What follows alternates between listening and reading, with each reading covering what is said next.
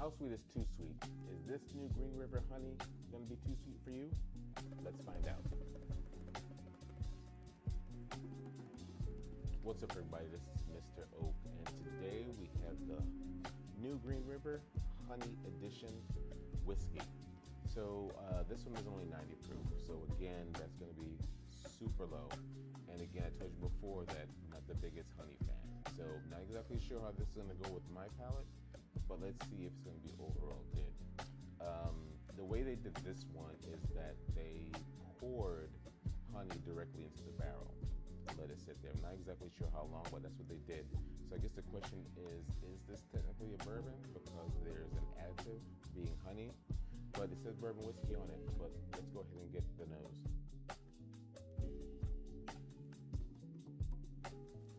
Not getting much honey out this at all, which is good. So who knows? I might like this one.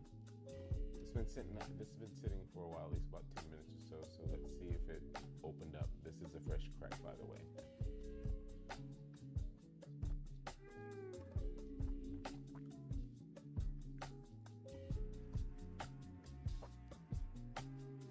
Wow,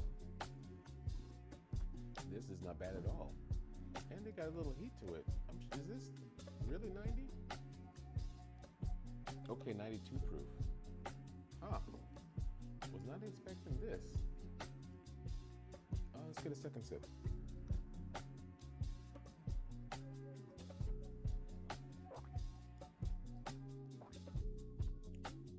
Wow, this is actually pretty good.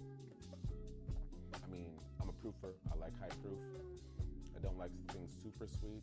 Surprisingly, this is not very sweet, so I'm not exactly sure how much honey they put in there, but this is pleasant. I usually drink my stuff neat, but I think this, add an ice cube with a couple splash of lemon juice or some sours, this would be a hell of a cocktail for the summer. Third sip.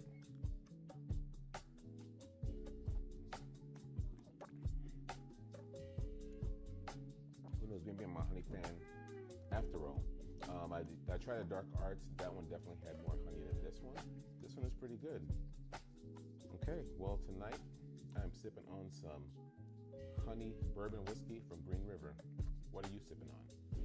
Until next time.